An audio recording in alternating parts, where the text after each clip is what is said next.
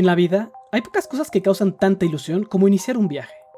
Pero poco se imaginó este GameSir G7 que su largo viaje a México iba a estar lleno de patadas, goles y penaltis y que al final del camino apenas llegaría con vida.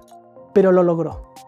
Quédate para conocer la historia del GameSir G7, un control que tuvo que pasar por un largo y golpeado camino para convertirse en uno de nuestros controles favoritos para Windows y Xbox.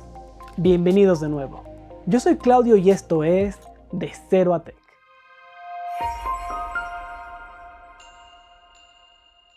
Estamos en año mundialista y por lo visto eso ha inspirado a millones de trabajadores en la industria paquetera a organizar torneos internos para aprovechar y probar al límite los diferentes empaques que pasan por sus manos.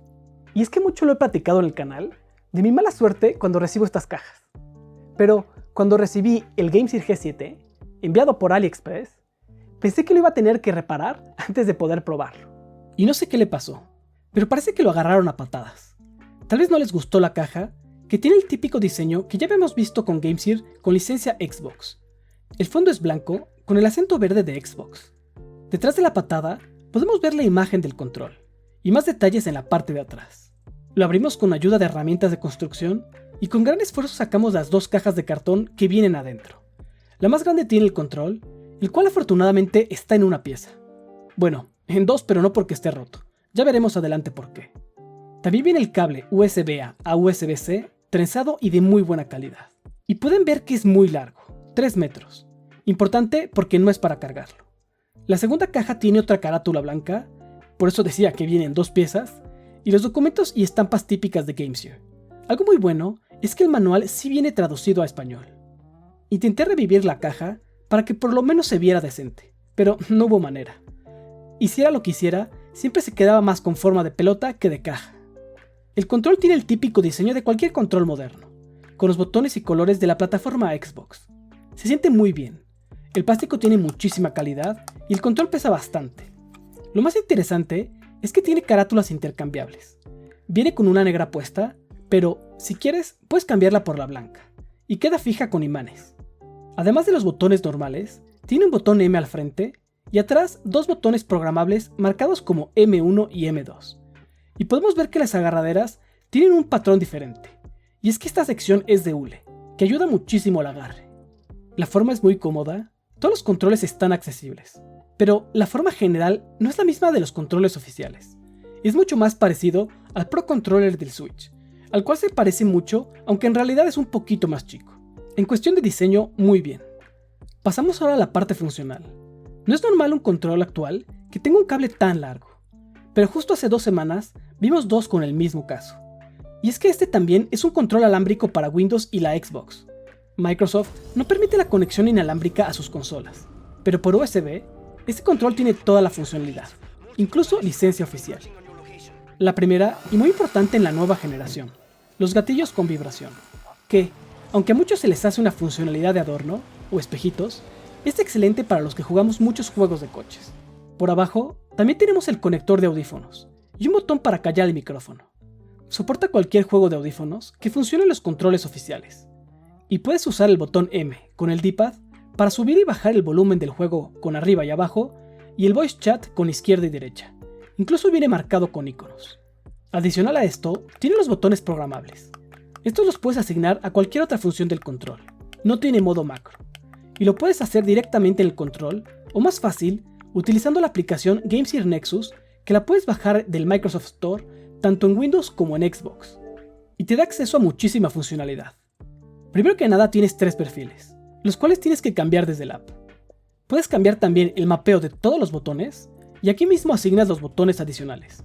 En mi caso, me gusta darles la función de L3 y R3. También puedes probar y ajustar las zonas muertas de las palancas analógicas, cambiar el D-pad y la palanca izquierda, y forzar el D-pad a no marcar diagonales. Es una funcionalidad rara, pero sirve para juegos donde solo lo usas como botones. Puedes también ajustar la zona muerta de los gatillos analógicos y cambiarlos a modo digital para aumentar tu velocidad en los shooters. Y puedes ajustar la vibración de cualquiera de los 4 puntos, sincronizarla, incluso activar la vibración lineal en los gatillos, que hace que vibren siempre que los presionas, cambiando la intensidad dependiendo de la presión. En general, más de lo que necesitas para tener una excelente experiencia, pero lo mejor es el control en sí. Veamos por qué. Cuando probamos el Apex 3, mencionamos que una de las mejores partes eran los botones frontales. Literal, los llamé mis botones favoritos. Y creo que GameSir también lo probó, porque el G7 usa switches mecánicos muy similares, con un poquito menos de traslado, pero con esa sensación y clic satisfactorio que ni los microswitches ni las membranas pueden lograr. Los demás botones también se sienten muy bien. Son microswitches, con una sensación muy clara. LB y RB se sienten exactamente igual que los controles de Xbox oficiales. Todos muy similares, todos muy claros, bastante bien. Y luego está el D-pad, que también usa microswitches y, como hemos visto en el canal, es un volado. Por un lado tienen esa sensación muy clara de presión, por otro lado, a veces tienen problemas al marcar diagonales. Y digamos que está en un punto medio. El pivote es fijo, no puedes presionarlo, y el D-pad no baila nada.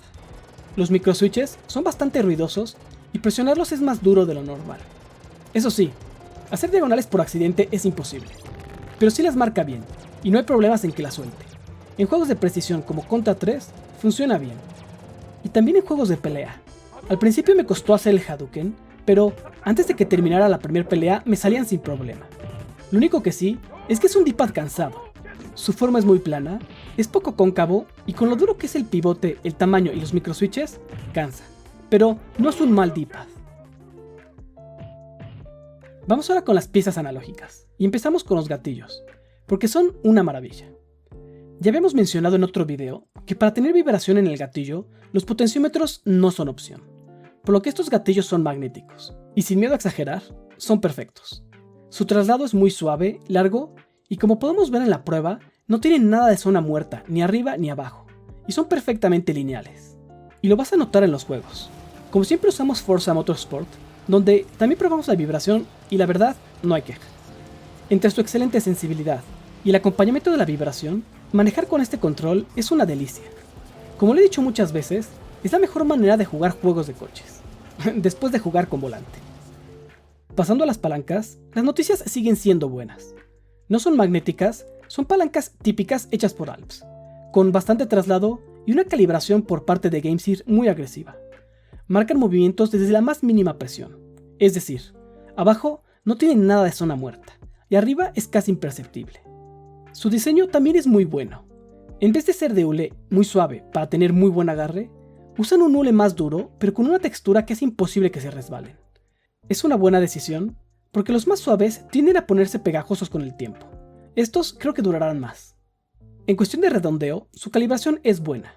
Presentaron un 10% de margen de error que está dentro de los números que entregan los controles oficiales. Es muy bueno para juegos actuales, pero podría ser mejor si lo piensas usar en juegos más retro. Y sí, funcionan perfecto, no importa el tipo de juego. Para shooters son una maravilla.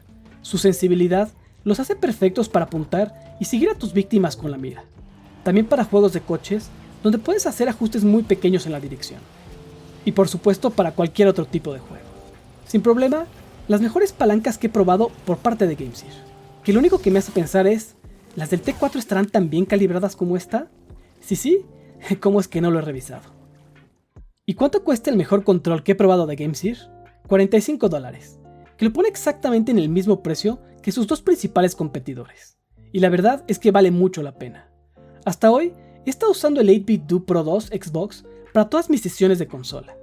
Pero con este GameSir, cada vez que voy a jugar, ya no sé cuál escoger. Y es que este no es el primer control licenciado por Xbox que hemos visto de GameSir. Pero lo curioso es que el anterior no servía para la Xbox. Lo puedes checar en este video. No olvides darle like y suscribirte. Y recuerda, juegos retro, tecnología moderna, de cero a tech.